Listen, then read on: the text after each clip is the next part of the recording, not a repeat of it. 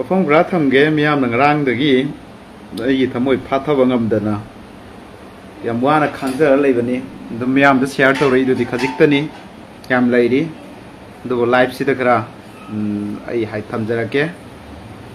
ꯑꯗꯨꯒ ꯌꯦꯡꯕꯤꯔꯤꯕꯁꯤꯡꯅꯁꯨ ꯉꯁꯤꯒꯤꯗꯤ ꯐꯖꯅ ꯑꯗꯨꯝ ꯂꯣꯏꯐꯥꯎ ꯇꯥꯕꯤꯌꯣ ꯍꯧꯖꯤꯛꯁꯤ ꯑꯩꯈꯣꯏꯒꯤ ꯃꯅꯤꯄꯨꯔꯁꯤ ꯁꯦꯡꯅ ꯍꯥꯏꯔꯀꯥꯟꯗ ꯌꯥꯝꯅ ꯃꯩ ꯍꯧꯔꯒ ꯆꯥꯛꯂꯒ ꯂꯩꯔꯤꯕꯅꯤ all communities ꯋꯥꯔꯒ ꯂꯩꯔꯤꯕꯅꯤ ꯍꯧꯖꯤꯛꯁꯤ ꯑꯗꯣ ꯁꯤꯒꯤ ꯋꯥꯔꯒ ꯂꯩꯔꯤꯕ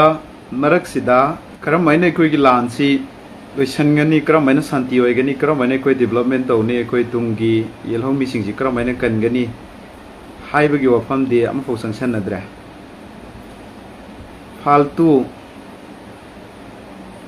ꯀꯣ ꯑꯩꯈꯣꯏꯒꯤ ꯐꯥꯜꯇꯨ ꯉꯥꯛꯇ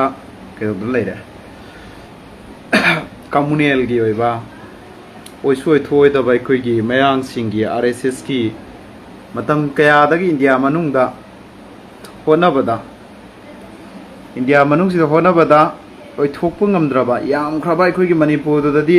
ꯍꯤꯟꯗꯨ ꯂꯥꯏꯅꯤꯡ ꯆꯠꯂꯤꯁꯤ ꯌꯥꯝꯃꯝꯃꯣꯏ ꯃꯩꯇꯩꯅ ꯏꯍꯦꯜ ꯍꯦꯜꯂꯤꯀꯣ ꯑꯗꯣ ꯌꯥꯝꯈ꯭ꯔꯕ ꯑꯩꯈꯣꯏꯒꯤ ꯃꯈꯣꯏꯒꯤ ꯍꯤꯟꯗꯨꯁꯇꯥꯟꯁꯤꯗ ꯍꯤꯟꯗꯨꯁꯤꯡꯁꯤꯒꯤ ꯃꯔꯛꯇ ꯐꯥꯎꯕ RSSꯀꯤ ꯅꯦꯆꯔꯁꯤ ꯌꯥꯗ꯭ꯔꯕ ꯃꯗꯨꯒꯨꯝꯕꯗꯣ ꯑꯩꯈꯣꯏꯒꯤ ꯃꯅꯤꯄꯨꯔꯗ ꯁꯟꯗꯣꯔꯛꯄꯅ ꯃꯔꯝ ꯑꯣꯏꯔꯒ ꯏꯟꯗꯤꯌꯥ ꯄꯨꯝꯅꯃꯛꯇ ꯃꯈꯣꯏꯒꯤ ꯄ꯭ꯂꯥꯟꯗꯨ ꯆꯠꯅꯗ꯭ꯔꯕ ꯏꯟꯗꯤꯌా ꯄꯨꯝꯅꯃꯛꯇ ꯃꯈꯣꯏꯒꯤ ꯄ꯭ꯂꯥꯟꯗꯨ ꯆꯠꯅꯗ꯭ꯔꯕ ꯑꯗꯨꯗꯒꯤ ꯃꯈꯣꯏꯒꯤ ꯃꯈꯣꯏꯅ ꯄꯥꯝꯃꯤꯕ ꯃꯛꯁꯠꯇꯨ ꯑꯣꯏꯗ꯭ꯔꯕ ꯃꯅꯤꯄꯨꯔꯗ ꯃꯆꯨꯝ ꯆꯥꯕ ꯈꯔꯗ ꯏꯟꯁꯜꯂꯒ ꯀꯝꯃꯨꯅꯦꯜꯒꯤ ꯔꯤꯌꯣꯠ ꯁꯥꯒꯠꯂꯒ ꯑꯩꯈꯣꯏꯒꯤ ꯍꯧꯖꯤꯛ ꯍꯧꯖꯤꯛ ꯂꯩꯈꯤꯕ ꯂꯥꯟꯁꯤ ꯁꯥꯟꯇꯤ ꯑꯣꯏꯔꯝꯃꯦꯅ ꯃꯨꯁꯂꯤꯝꯁꯤꯁꯨ ꯈꯔ ꯀꯨꯀꯥ ꯇꯧꯔꯒ ꯑꯗꯨ ꯇꯧꯅꯤ ꯁꯤ ꯇꯧꯅꯤꯅ ꯑꯩꯈꯣꯏꯒꯤ ꯃꯁꯤꯒꯤ ꯃꯨꯁꯂꯤꯝꯗ ꯕꯗꯅꯥꯝ ꯇꯧꯔꯒ ꯑꯩꯈꯣꯏꯒꯤ ꯍꯤꯟꯗꯨ ꯙꯔꯃ ꯍꯥꯏꯇꯥꯔꯦ RSSꯀꯤ ꯋꯥꯟ ꯅꯦꯁꯟ ꯋꯥꯟ ꯔꯤꯂꯤꯖꯟꯁꯤ ꯁꯟꯗꯣꯛꯀꯅꯦꯅ ꯁꯟꯗꯣꯛꯏꯕ ꯍꯧꯔꯤꯕ ꯁꯨꯒꯨꯝꯕ ꯃꯤꯁꯛꯁꯤꯡꯁꯤꯗꯁꯨ ꯋꯥ ꯉꯥꯡꯉꯤ ꯃꯗꯨ ꯇꯧꯕꯤꯒꯅꯨ ꯑꯣꯜ ꯃꯅꯤꯄꯨꯔꯗ ꯂꯩꯔꯤꯕ ꯖꯥꯇꯤ 35ꯁꯤ ꯃꯁꯤ ꯑꯃꯠꯇ ꯃꯥꯟꯅꯅ ꯍꯤꯡꯃꯤꯟꯅꯁꯤ ꯃꯁꯤ ꯍꯤꯡꯉꯀꯥꯟꯗ ꯅꯨꯡꯉꯥꯏꯒꯅꯤ ꯑꯩꯈꯣꯏ ꯆꯥꯎꯈꯠꯀꯅꯤꯅ ꯁꯤꯗ ꯑꯩꯅ ꯉꯁꯤ ꯐꯥꯎꯗ ꯉꯁꯤꯒꯤ ꯂꯥꯏꯐꯁꯤꯗ ꯀꯃꯦꯟ ꯏꯕꯤꯌꯣ ꯅꯈꯨꯠꯁꯤꯡꯗꯨ ꯌꯦꯡꯉꯒ ꯂꯩꯒꯅꯣ ꯑꯩꯒꯤ ꯀꯝꯃꯨꯅꯤꯇꯤꯁ ꯑꯃꯁꯨ ꯏꯔꯩꯆꯥ ꯄꯨꯝꯅꯃꯛꯇꯅꯤ ꯍꯥꯏꯔꯤꯁꯤ ꯑꯩꯅ ꯉꯁꯤ ꯐꯥꯎꯗ ꯃꯩꯇꯩ ꯅꯈꯣꯏꯅ ꯍꯥꯏꯈꯤꯕ ꯀꯔꯝ ꯀꯥꯟꯗ ꯌꯥꯎꯈꯤꯒꯦ ꯄꯨꯊꯣꯔꯛꯑꯣ ꯄꯥꯡꯒꯜꯗꯗꯤ ꯑꯩ ꯆꯩ ꯀꯨꯀꯤꯗꯁꯨ ꯆꯩꯈꯤꯕ ꯌꯥꯎꯋꯤ ꯑꯩ ꯀꯝꯃꯨꯅꯤꯇꯤꯁ ꯀꯨꯀꯤꯗ ꯆꯩꯔꯤꯗꯨꯁꯨ ꯃꯤꯁꯤ ꯃꯤꯅꯥ ꯑꯉꯥꯡ ꯄꯤꯁꯛ ꯄꯤꯛꯄ ꯑꯉꯥꯡ ꯍꯜꯂꯛꯄꯗ ꯑꯗꯨꯏ ꯃꯇꯝꯗꯅꯤ ꯑꯩꯅ ꯃꯥꯂꯦꯝꯁꯤꯗ ꯂꯝ ꯏꯟꯆꯤ ꯑꯃ ꯂꯩꯇꯦꯅꯒ ꯑꯩꯅ ꯁꯥꯎꯕꯗ ꯍꯥꯏꯔꯤꯗꯣ ꯑꯩꯅꯅꯤ ꯖꯤꯔꯤꯗ ꯍꯥꯠꯈꯤꯕ ꯑꯉꯥꯡ 2 ꯃꯉꯛꯇ ꯂꯦꯜꯂꯒ ꯍꯥꯠꯄ ꯃꯌꯥꯝ ꯂꯥꯟꯗꯗꯤ ꯊꯣꯛꯅꯩꯀꯣ ꯑꯗꯨꯕꯨ ꯖꯤꯔꯤꯒꯤꯁꯤꯗꯤ ꯍꯣꯁꯇꯦꯖ ꯇꯧꯔꯕ ꯃꯇꯨꯡꯗ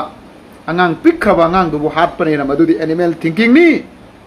ꯅꯈꯣꯏꯁꯤ ꯖꯪꯒꯜꯂꯤꯅꯤ ꯍꯥꯏꯕꯗꯣ ꯑꯗꯨꯗ ꯑꯩ ꯊꯝꯈꯤ ꯅꯠꯇꯕꯗ ꯉꯁꯤ ꯐꯥꯎꯗ ꯃꯩꯇꯩ ꯀꯝꯃꯨꯅꯤꯇꯤꯁ ꯑꯅ ꯄꯜꯂꯒ ꯑꯩꯅ ꯃꯩꯇꯩ ꯏꯆꯤꯜ ꯏꯅꯥꯎꯒꯤ ꯃꯩꯇꯩ ꯏꯄꯥ ꯏꯄꯜꯒꯤ ꯃꯩꯇꯩ ꯁꯦꯂꯤꯕꯥꯏꯒꯤ ꯑꯩꯅ ꯉꯁꯤ ꯐꯥꯎꯗ ꯀꯅꯥꯒꯤ ꯀꯔꯤ ꯉꯥꯡꯈꯤ ꯄꯨꯊꯣꯔꯛꯑꯣ ꯔꯦꯀꯣꯔꯠ ꯑꯝꯇꯪ ꯅꯠꯇ꯭ꯔꯒ ꯑꯩꯅ ꯑꯩꯒꯤ ꯀꯃꯦꯟꯗ ꯏꯈꯤꯕ꯭ꯔꯥ ꯑꯩꯒꯤ ꯅꯣꯇꯤꯁꯇ ꯏꯈꯤꯕ꯭ꯔꯥ ꯅꯠꯇ꯭ꯔꯒ ꯀꯅꯥꯒꯨꯝꯕ ꯃꯩꯇꯩ ꯏꯆꯤꯜ ꯏꯅꯥꯎ ꯑꯃꯒ ꯑꯩ ꯋꯥꯔꯤ ꯁꯥꯕꯗ ꯑꯩꯅ ꯃꯩꯇꯩꯕꯨ ꯇꯥꯊꯤꯕ ꯍꯥꯏꯈꯤꯕ ꯂꯩꯒꯦ ꯏꯆꯤꯜ ꯏꯅꯥꯎꯁꯤꯡ ꯇꯥꯔꯗꯤ ꯇꯥꯏ ꯍꯥꯏꯌꯣ ꯇꯥꯗ꯭ꯔꯗꯤ ꯇꯥꯗꯦ ꯍꯥꯏꯌꯣ ꯆꯨꯝꯅ ꯌꯦꯡꯕꯗꯨꯅꯗꯤ ꯌꯥꯔꯔꯣꯏ ꯑꯩꯈꯣꯏꯁꯨ ꯁꯥꯏꯂꯦꯟ ꯑꯣꯏꯈꯤꯕꯗ ꯀꯔꯤ ꯇꯧꯔꯒꯗꯧꯔꯤꯅꯣ ꯃꯔꯝꯗꯤ ꯄꯥꯡꯒꯜꯗꯁꯨ ꯑꯩꯈꯣꯏꯕꯨ ꯅꯝꯍꯠꯄꯤꯅꯕ ꯑꯗꯒꯤ ꯑꯁꯤꯗ ꯌꯦꯡꯉꯣ ꯑꯩꯈꯣꯏꯒꯤ ꯃꯩꯇꯩ ꯄꯥꯡꯒꯜ ꯑꯅ ꯀꯁꯥꯔꯗꯒꯤ ꯑꯩꯈꯣꯏꯒꯤ ꯅꯁꯤꯔ ꯍꯨꯁꯦꯟꯗꯨꯗ ꯏꯟꯁꯜꯂꯒ ꯋꯥ ꯃꯌꯥꯝ ꯉꯥꯡꯍꯜꯂꯝꯃꯤꯗꯨꯅꯤ ꯑꯗꯣ ꯃꯥꯒꯤ ꯑꯃꯨꯛꯀ ꯃꯥꯒ ꯌꯥꯅꯔꯛꯇꯕꯗꯒꯤ ꯃꯥꯒꯤ ꯐꯦꯛ ꯑꯦꯀꯥꯎꯟ ꯑꯃ ꯃꯤꯅ ꯀꯩꯗꯧꯕꯤꯔꯛꯑꯒ ꯃꯉꯣꯟꯗ ꯃꯥꯒꯤ ꯚꯤꯗꯤꯑꯣ ꯁꯦꯝꯕꯤꯔꯦ ꯚꯤꯗꯤꯑꯣꯗꯨꯁꯨ ꯄꯨꯔꯥ ꯑꯩꯈꯣꯏ ꯅꯦꯀꯦꯠꯀꯤ ꯁꯦꯝꯃꯦ ꯑꯗꯨꯒ ꯊꯥꯒꯠꯅꯗꯅ ꯇꯧꯕꯗꯣ ꯑꯩꯅ ꯐꯦꯁꯕꯨꯛ ꯑꯦꯀꯥꯎꯟꯗꯣ ꯊꯤꯒꯠꯂꯒ ꯂꯣꯏꯅ ꯕ꯭ꯂꯣꯛ ꯇꯧꯍꯟꯗꯅ ꯃꯥꯏ ꯗꯤꯂꯦꯠ ꯇꯧꯍꯟꯗꯅ ꯀꯤꯗꯅ ꯆꯦꯟꯈ꯭ꯔꯕꯅꯤ ꯃꯤꯗꯣ ꯊꯥꯒꯠꯇꯅ ꯉꯔꯥꯡ ꯑꯩꯉꯣꯟꯗ ꯐꯣꯟ ꯇꯧꯔꯒ ꯁꯤꯁꯨ ꯁꯨꯃꯥꯏꯅ ꯇꯧꯋꯤ ꯑꯩꯒꯤ ꯐꯣꯇꯣꯁꯨ ꯁꯦꯝꯖꯤꯜꯂꯒ ꯑꯩꯒꯤ ꯐꯣꯇꯣꯁꯨ ꯊꯥꯖꯤꯜꯂꯤꯖꯥꯠꯅꯤ ꯑꯗꯨꯒ ꯑꯃꯒ ꯍꯥꯏꯒꯦ ꯁꯨꯃꯥꯏꯅ ꯑꯩꯈꯣꯏꯒꯤ ꯄꯥꯡꯒꯜ ꯃꯔꯛꯇꯁꯨ ꯃꯌꯥꯝ ꯂꯩꯔꯤꯕꯅꯤ ꯑꯩꯈꯣꯏꯁꯦ ꯑꯗꯣ ꯃꯩꯇꯩ ꯏꯆꯤꯜ ꯏꯅꯥꯎꯁꯤꯡꯗ ꯑꯩꯅ ꯍꯝꯕꯜ ꯔꯤꯀ꯭ꯋꯦꯁ ꯑꯃꯒ ꯍꯥꯏꯒꯦ ꯄꯨꯊꯣꯔꯛꯑꯣ ꯄ꯭ꯔꯨꯞ ꯑꯃ ꯁꯣꯁꯤꯌꯦꯜ ꯃꯤꯗꯤꯌꯥꯁꯤ ꯊꯣꯛꯂꯛꯑꯔꯣꯏ ꯃꯩꯇꯩ ꯍꯦꯟꯅ ꯄꯜꯂꯒ ꯑꯩꯅ ꯃꯩꯇꯩ ꯏꯆꯤꯜ ꯏꯅꯥꯎ ꯅꯣꯏ ꯐꯠꯃꯟꯗꯦ ꯅꯠꯇ꯭ꯔꯒꯅ ꯃꯩꯇꯩ ꯏꯆꯤꯜ ꯏꯅꯥꯎ ꯅꯈꯣꯏꯁꯤ ꯀꯝꯃꯨꯅꯦꯟ ꯇꯧꯏ ꯃꯩꯇꯩ ꯅꯣꯏꯅ ꯍꯥꯠꯄꯅꯤꯅ ꯃꯩꯇꯩ ꯏꯆꯤꯜ ꯏꯅꯥꯎꯗ ꯑꯩꯅ ꯃꯤꯡ ꯄꯜꯂꯝꯕ ꯊꯣꯛꯑꯕ ꯃꯩꯇꯩꯗ blame ꯇꯧꯔꯝꯃꯕ ngasai gi lup tu na ta bida maitai da blame toro ba social media thoi ge ba du su yai mafam bu thoro ba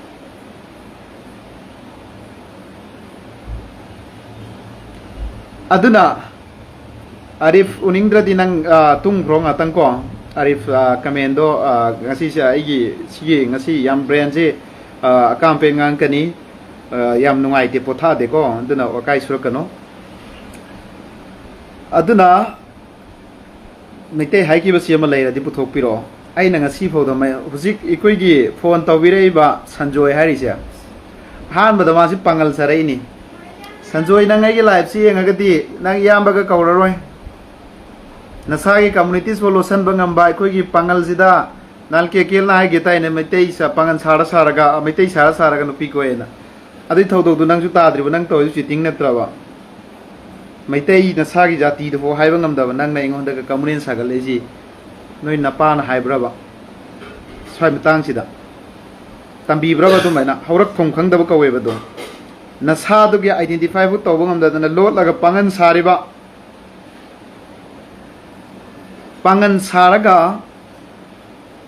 dangi last time na dangi do Google search tora tru kolre yeng badagi dangi do sanjoy meite ni som thop badagi aina khang call do sunang masing thingam te nang na call torai do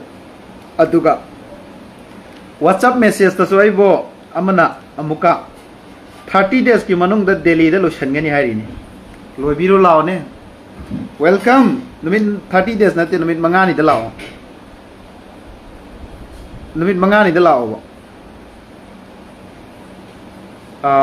messenger da ke dore sing wari du kona sa si waro biroi ai live sing si gi dikra thamjaram ge numit mangani da lao homni da su lao kai su du sing na ba leite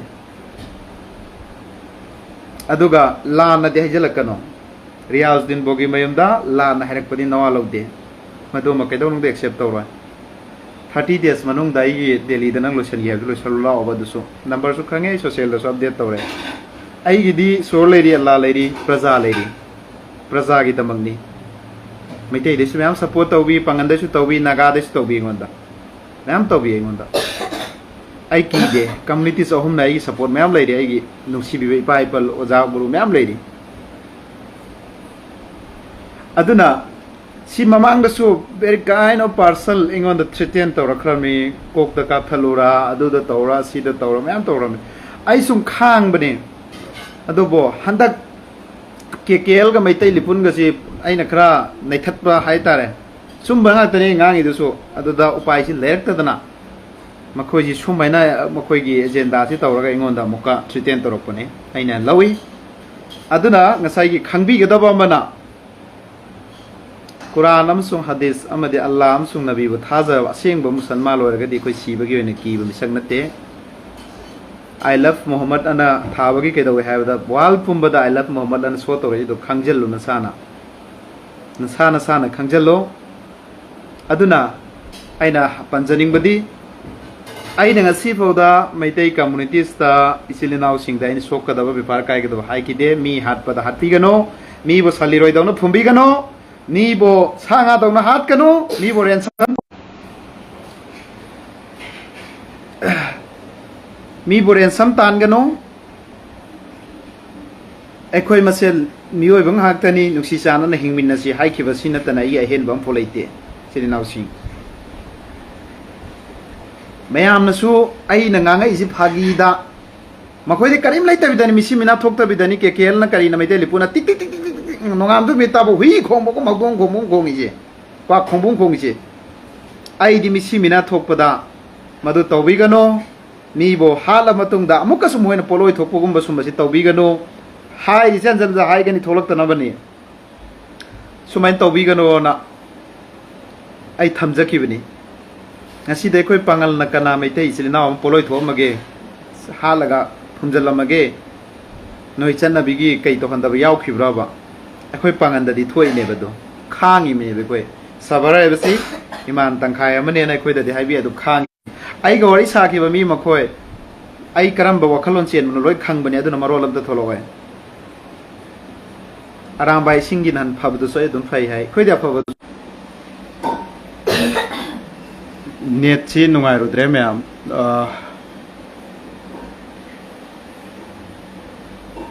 ichil inausing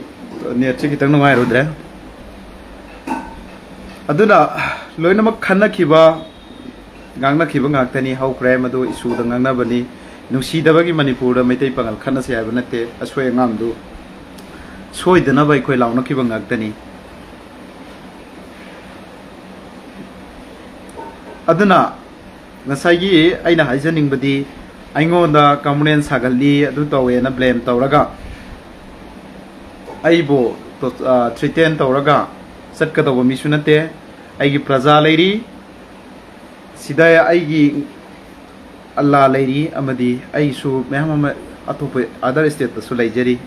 aigi nuksi biba ndoga Delhi daga matam limit kagaga matam thajalak padudi lao dusu challenge ni ko live tani harisi saro tholak ke su tholo debate tawsi sanjoi mite lao bal live sida su lao ba yare ba sida su dum live sida su lao direct hairo ba tu nari lerga ai FIR am su launch tawni ko ai ngonda karan tarai sing chai FIR loina launch tawgani adu garang su ma sana na ai ga maitai ma pangal gi mathakta lalong silam banu pa ma masu ngarang ado ma du dilem tha ki roi ado ma photo lang do maya ma ke dau dana tawna dana maitai pang ado maitai pangal na serna hak na khangada ba mana Riyazuddin I masen da ai khoi gi Manipur lei ba maitai we gera pangal we gera si ani si dai kan na excel taw mi na te soirak padang alak kai do boi wani aduga nahang na I video si eng laga di matung manaw na hak video lang do katu karan tawraga last ta ingona tarak podo tarakano aduga nang yam pa haira soi bagi wakhal da nang na serang da turan bagi lambi da ingonda su photo thajal am da su thajal tawri do adum su tawbigano aduga ai gi comment da photo lang do madam cha da tharak pam hoi ai loin FIR tawgani promise ai tawra tam ni sim ai hana su tawi mamang da tawi dana asam da youtuber ama phagat na loin ka khan gi dana ai maming pallaroi adu tana ta mayam amane aduga ai live attempt tawni 30 days ai risi su FIR tawni Manipur law si mathau tawbra tawdobra yengane ba Manipur ki police department cyber crime se mathau tawbra tawdobra yengane ba ai tangai phadana tawdaba yadre ba adu ai sumpang ai adum khang bani ngamaktre aduna ikoi gi maitai pangal chilinau Nasir naksi ai ga su wari sabre ko lai nang rang hairam basi si thajal ai sumain tawre aduga ingon da sumaina nangi maram da hai hai thado hai ko le na nang hai bdo adu nangi maram da ina hai tv dana nang na de ai gi photo long do mem thado su nangi video du din na tai yam saman da ba adu gi video du damak ta ina hing chu pama tawraga Facebook account do phone mi du ka aga pai ra lo daga location du sieli mi hoji ma mathak da ma thiri bne masak khangi maming khangi ketrigaw dagini Rafizdin kawi ai mado sengna haidurab sini thuna dum loishana si nang shoiru do fazana press media da la lehero loi A to Z uji matam yam sokhat pawani nang masak khangabani ado maina maitai pangal baina sir nangi problem do gi damak ta kai do kra nang na mukka serang ga turan ga taw du di viewer gi ama magi tan bagi handak hek tawraba nangi nayum ai si warning ni ai pangal da soidi ngang bani mayam na fazana yeng video ai gida ai ni halan finance ki oro MLA gere MCS oi gere mawam ta loki da mi loi ngang bani ampa ko yo ngang yo lam geram to gere loi pangan da soidi singkhai bani maitai he balai te pangal lai balai te sum bu sum bani na ngang bani ko siama police department na sahi ama makai ani thi phang da do ai na thira loi phagala laga angang su phange matu su phange mara lai bami wo jail sangali do Riyazuddin bogi mem na ni madu chenara mi maitai ani humni kabui chenara mi adu da pangan gi organization chenara mi ai bichar tawda la nam ta ai tawde loinamak chapmana na yenga tawbani ko noi la na ingon da ngang bodu di ngang jo ningam da ba nong mala kani ai ngasi phoda Manipur kai ga da bai chin ji thok da ba soisano thok su thoi isu da mi hat pa si ba thok bodu di maitai si ra so ai lauri pangan si su lauri sidi tawroi si koi nuksina na hingmina se habiduni aduga achumba haiba yaroi achumba machin kumkhulakpa yaroi nangon da kihan khangan gani nangon da harassment tawgani nangon da threaten tawgani nang lotion gani habidi adugi su reaction ni lakane ba nang gumba lising chama na sanjoi adagi nakoi ngon da thiten to raiba message thariba nakoi gum chama chama I thengna khrawne ba afaw afaw kulai pa lak lak lai bu su ai ngon da ma lo khibana treba adu bisu lai ba dum Allah na power aduna mamang da mamagi sri sing ngai na thengla khiba mayam to kari kari noi do henjalaka no henjala adine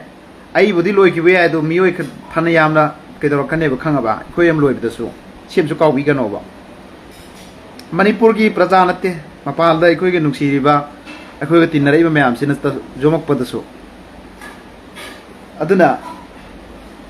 nasai gi mat khata ba hana thagat ki ba video su adagi husik anoba thagalak pa su kai gumba nahak tora ba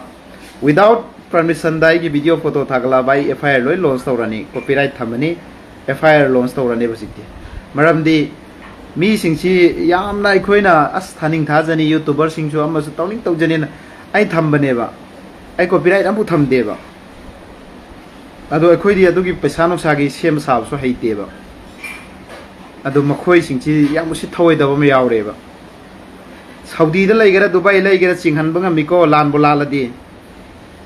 Manipur gi mi singna thadok thajin tawba du di konglai pak 360 oigara madu di ai ga makhoi ga langna bani halan finance ki matang da adu gi metar da nangna yausal laga na sir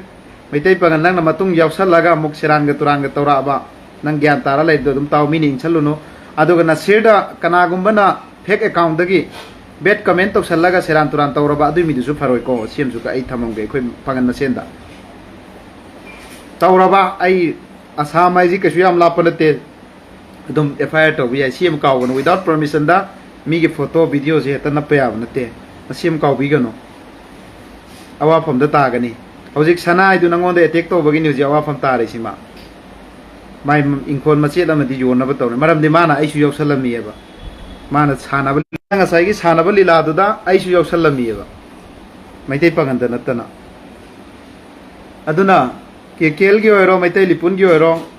eni sirinau singda yareba makoi santi thugairoi si santi leinaba hanjalana bo hona si aingonda ai kaktara ne manipur leba ki wangang si bo anta khumbiro ne meyam to comment da piro ba ai kaktara ba gang jiri asudin khakta mami tu urisi kari gi no ba KKL na maitai lipun na dragi leiriba sing sir kari gi no bo urisi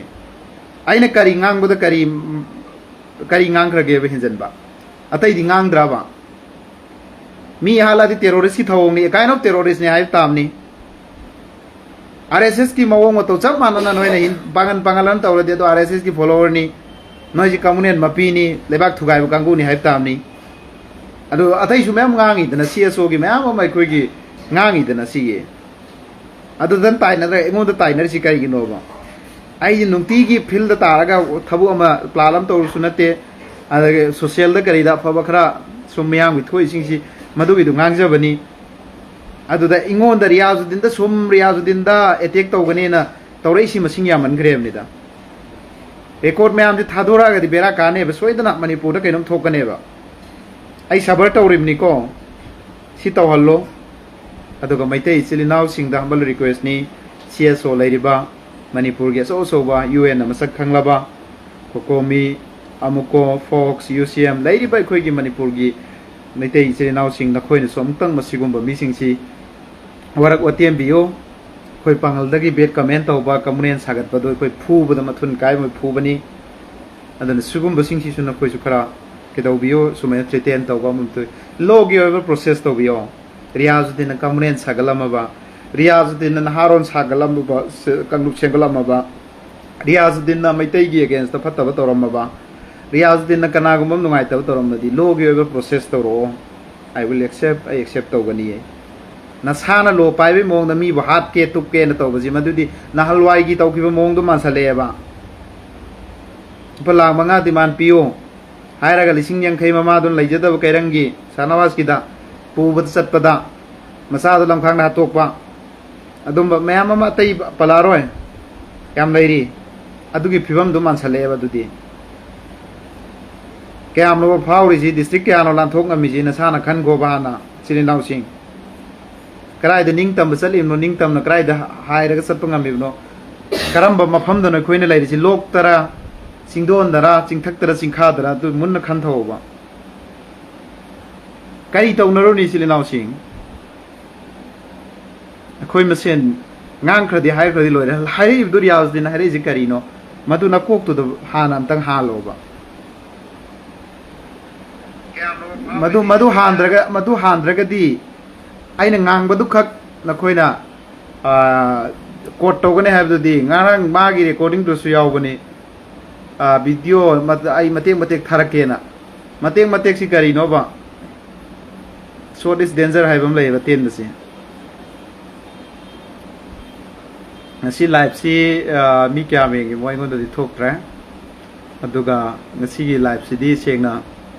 yamna wari khra su leiri yam support to biyo support to hairi si ai atai bagi nate usittaba mi du su kraw si sanoba maramdi ai khoi ngalak laite kuka khawba mi sunate any community sama da chak thin mi sunate thinju thiloi ado ikhoi gi da sare ikhoi gi da laite mingon da disturb mingon da doka mingon da ikhoi gi kedoba communities da ka thin ba yo fam je khoi gi da laite ba khoi islam da laite ba mingon da awa bi basi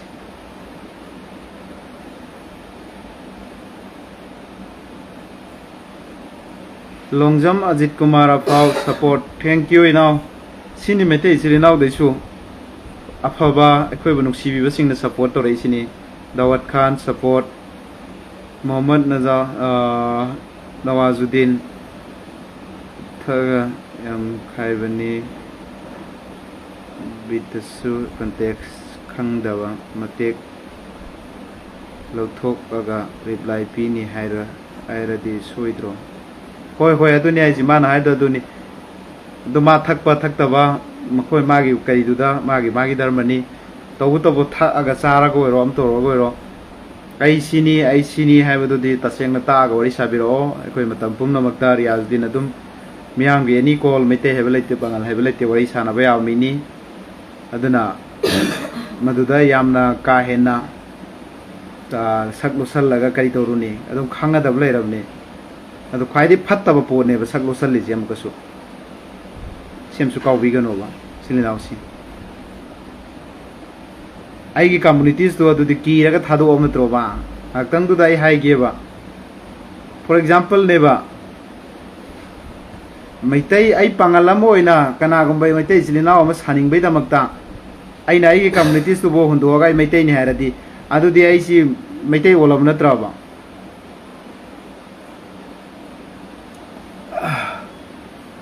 aduna ngasai lairiba laibaki susingda thamki wafam singni isirinaw singna lana loromba yawra su lobigano aduga asumba ngawru ngafing tu fing tawba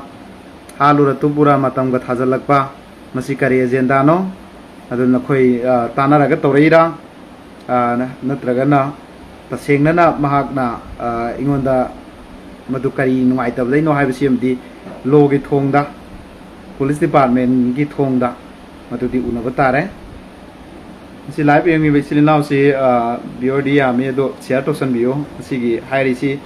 aduga ekhoi gi pangal dagi su metei sadana khotana mingona tawirunu madum masing do no excuse ni khoi adum masing do ama ko support tawroi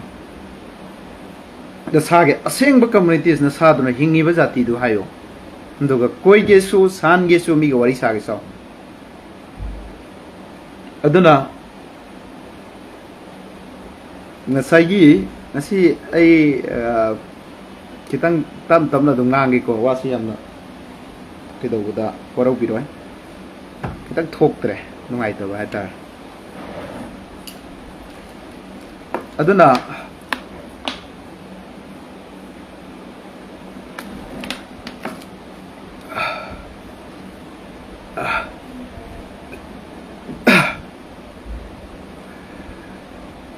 aduna CIS ithem rabi o thangbra thangdabra madu nangne adu khang neng saluno adu ai nangod explanation tawra roi ko aduna ngasai gi kai haiba ikoi gi number 1 da apunba manipur ama sagat pagi wakal thamsim pangan maitai adu asina tawna simsi to asi kindly मरमदी मसीने यामना अखोई Tungi generation दा Tungi यलहौमीदा Tungi हौगलकदब यूथसिंगदा virus अमा संदोंबगा सब मानगनी सिदा ngaoba hal leiri siramdai phoba ngaoba sigi matau tamadi अखोई की मणिपुर सुबचाव चौखट मरोय never ever दा चौखट मरोय अखोई मणिपुर अदुना अखोई करी अहानबद करी खनगनी मणिपुर चौखटलंदब यादे हायरदी मणिपुर शांति लाखनगे हायरदी लेमिन्नरिबा जाति 35 सी अखोई पुन चटमिननाय होनबा मणिपुर दा अखोई फ्री मूवमेंट मैतै चिलिनाव चटपा याद्रिसि चटपा यानाय होनबा मरमदि मखोई वाबदा अखोई सु वायबा सागी मखोइने सु पुसलकदब पोतो अखोई तन पुसनबदुनसु यारोयबा अदुना मसिंगसु मैतैना मसिंग हेलिमनेबा पांगन दि खजिक्तनेबा अदुदि चानाङाय थागनाङाय ओरो पांगन खजिक्सिना पुरपदुदि इखोइगि फुथुङारोयबा दि मैतै इचिलिनावसु फ्री मूवमेंट ओहनबा मथौ तायबा करिगिसु ओइदनि मणिपुरसि मैतैना मेजॉरिटी नि मैतैना निथौ पालिबनि लोइनमु मैतैना एडमिनिस्ट्रेशन तौरिमि करिगी ओइदनि बट तौ मैतै इचिलिनाव सिंगी ए न चावि बी न चावि न लेरिसि मसी तोथोक पिरगा ऑल सीएसओ मैम सी लेरिबा ऑल मैतै पीपल सिंगसि पुनसन बिरगा मसी चटपा याना सरकार दी तौनी प्राइम मिनिस्टर लाकनि लाए अदु तौने असि तौनी अदुम लेगनि लान से प्राइम मिनिस्टर थोखलिरो हंगे इदुनि ngak कनाना नोय कोई एडिटर अमन हायरदुनि ओजा अमना अदुमैना क्वेश्चन मैम अमा आंसर सु पिरकनि दुम दुनि सिलिनाव सिंग कई तो ताय खोय नंबर 1 दा एखोय की प्रजा सि भाब ताव थौ तायबा प्रजा एखोय सि हाना भाब ताव थौ ताय आई याम साउनिंग बनी याम हित सुवा nganning बनी याम लै थरा ngang बनी मरक सिदा ओजा खरा इंगोन फोन तो बिरै मितै सिलिनाव दैसु मेसेज थाबिरै नंग सावगनो एखोय के दोगे हैप्सु यावरी मसी सोय मैम द थमजरमगे अदुना आई खरा तपथबनी याम फजना ngasi आई लोइना ए टू जेड लिथोर के खनबनी अदुबु यूथ सिंग अखोब लीडर ने पीसु चावसु नुसीबा आई नुसीरब यूथ सिंग अदगी पाइपन सिंग सिगी मयाम सिदा थमोइद शॉर्ट ओरगा मदुना करिगुबम थोलप यायना खल्लेब मरम करिगिनो आइ कांदा याम साथी साथीबा याहोरिबा अइंगोन मेसेंजर दगा तौरैबा अदगी मसिन मखासी अदगी चाहैदबा ताहैदबा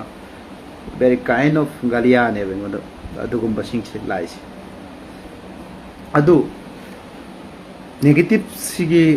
da lakpada ai doina mo lokhate maramdi miyam gi thabuk toraba miyam gi voice wa ngang aba social activities odi negative su positive su lakani madu miyam do ignore to pam to en thokni limit cross to kano ba limit cross to kano henzal kano ba tawri bana khoidani ko hari se all communities da nate Meitei चिलिनाव दई तौरइबन खोइदनि न हारिसि limit cross तौर खनोबा रियाज दिन नमग सत्कदब मी नतेबा ngakta thang tharasो दम चुमदु सुमनि हाइखदमनेबा आइना ngasi खांगइबा आइना ngasi लावरे इसे कुइरे solution सु ma'am पुरखरे लेबा कि ओइबद मैम मा यावखरे अदुना नखोइगुंबा मन हेक्ट तौर किगदब मिसु नतेबा रियाज दिन दा मिट सिसु यंग किबा मा फाव मी नते ngonda अदुना तंगाई फदना सेंगना अखोय इस्लाम ददी यारे मोय सबर तौ हाइबदु सबर नि तौरिसि अदुना सबर सिदगी करी लाकनी हाय कांदा लुंगना थोमदि लुंगना थोमो हाइबम सु लैरिबा खोयदा अदुगी मतंग दु यौरखरगदी बेरा काना देबा इरमदमसि इंगना लैबसि करी कायगेबा शांति होइना लेमिनबसि करी कायगेबा आई ममिंग पल्लरो मखोय ऑर्गेनाइज लदु सिंसिंग दो करी कायगे बना खोय पिट वसोय लोलजे हनु थंग सिरम दायदा सिरा फौबा दुम केदौरगा केदौगे खल्लिब्राबा